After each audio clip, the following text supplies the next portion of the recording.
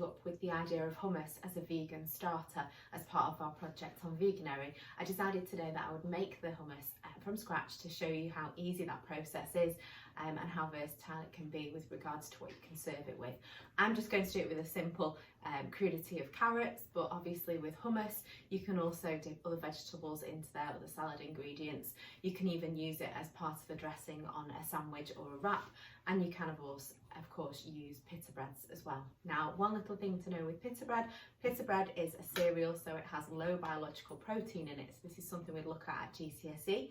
And with chickpeas also being a low biological protein, by having those two together we call that protein complementation, and that's where you're getting all of your essential amino acids. If you were to take on the vegan diet, you would obviously be worrying about getting all your protein, so that would be one of the really easy ways of ensuring that you're getting all those essential amino acids that the body requires. So back to the recipe. Today, ingredients are very straightforward. Tin of chickpeas, which I will drain, tahini, which is a crushed blended sesame seed, oil, preferably olive oil. I'm just using vegetable oil today just because that's what I've got accessible to. A little bit of salt, obviously, for flavour. Lemon juice, that helps with a bit of the preservative. It keeps it for longer because obviously it's an acid, but also adds a flavour. Garlic, a little bit of paprika just for a garnish on the top, and obviously, as I said, a carrot. And the main focus on today is a food processor. That takes on most of the role when we're making the hummus. That does all of the preparation work for us, really. It's very, very simple chopping and peeling. Other than that, this does all of the work. So I'll go through how that works with you. So first thing we're going to do is drain the chickpeas, and we're going to rinse them under cold water just to remove any of what they are in. So this one is just in water, but obviously we just want to have a little bit of a slime to it, which is as a different vegan fact, by using the water from the chickpeas is actually an alternative for eggs if you want to make your own vegan meringues, but we're going to get rid of that for today. So I'm going to drain that first of all, rinse it in lots and lots of cold water, making sure that every single chickpea is fully rinsed.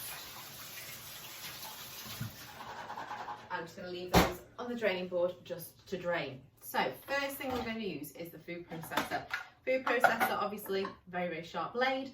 That spins round, that does all of the processing for us. That crushes things, blends, just makes lots of purees, chops and dices things very small for us. And it's just operated here. It's got a very, very good safety mechanism in that it won't turn on unless the lid is in and locked. So that's fab. So first thing I'm just going to do is we are adding 3 tablespoons of the sesame paste into here, what we call tahini, and then I'm just going to give that a quick blast on its own just to get some air into there to make the mixture really, really fluffy. Once the paste is in, pop this over the top, and then we're going to allow that to spin round for a minute while we get the other ingredients.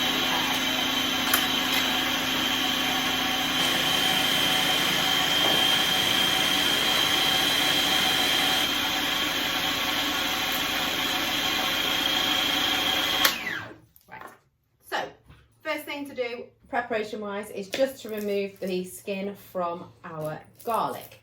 So we're using 1 to 2 garlic cloves. One of mine is a huge one, so I'm just going to use one, and a little small one from the centre of the bowl.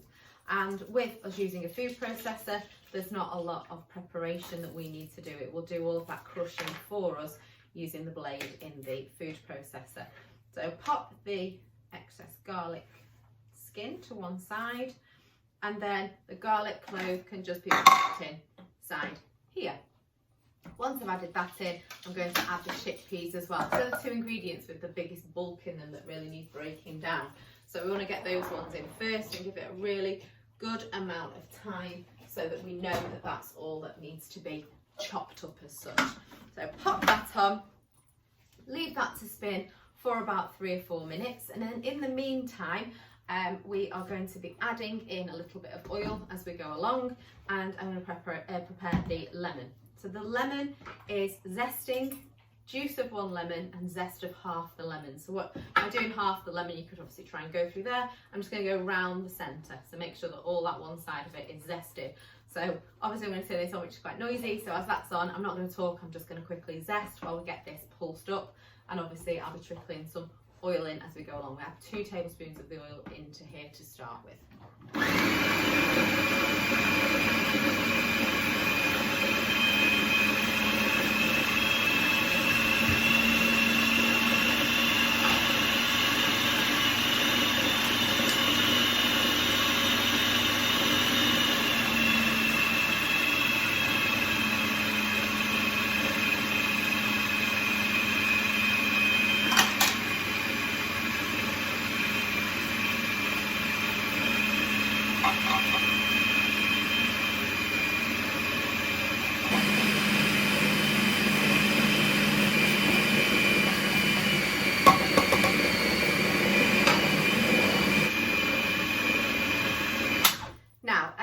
It's just started to lump itself into a little bit of a ball there. That's as it started to really thicken up. So we loosen it a little bit with water.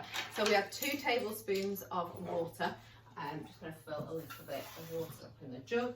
We have 2 tablespoons of water. You may need 3, but obviously we can do that at the end if that is necessary. So I'm going to add that in now, give it another pulse, and then I'm going to squeeze the lemon juice. I'm going to squeeze it through my hands so that I catch any pits and they don't end up going into the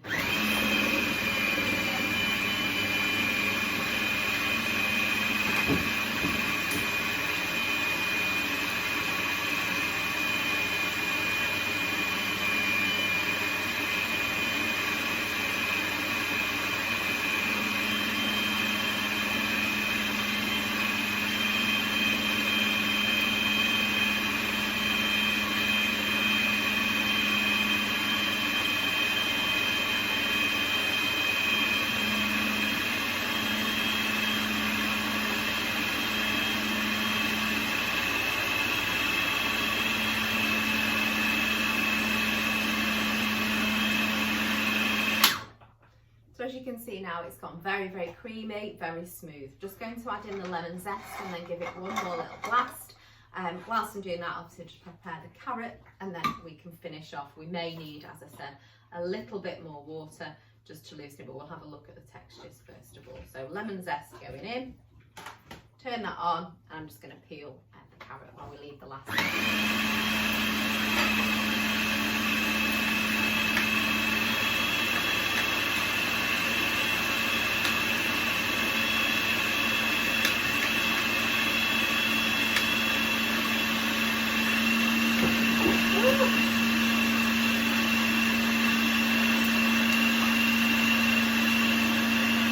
I'm not sure if you can see on the camera there, but I've got a visitor in the room with me. The dog was just trying to get the tray, which made me drop my carrot, but I've given it a quick rinse and peeled near enough all of it now, and then I'm just going to put it into batons. So batons are thicker cut than julienne. Julienne is very like a French fries, like a very thin stick, whereas julienne is a baton. It's like a stick that you would use for dipping.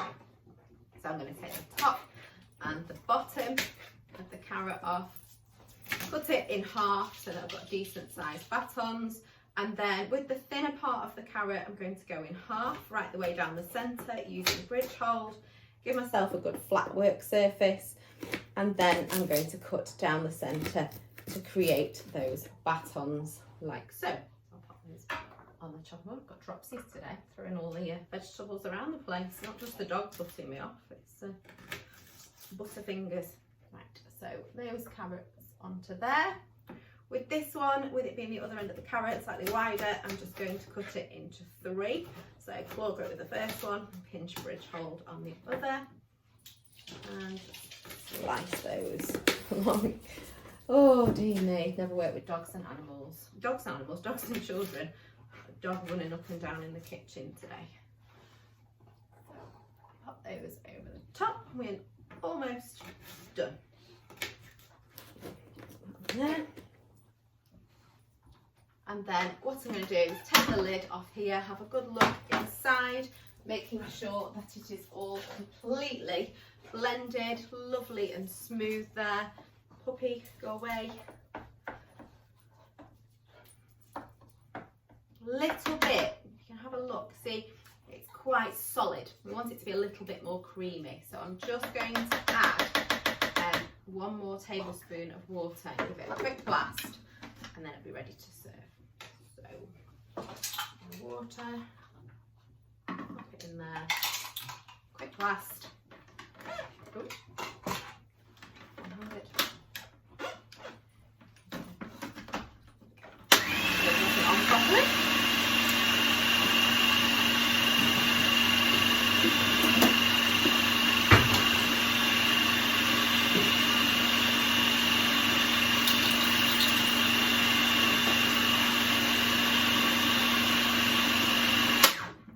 Should do.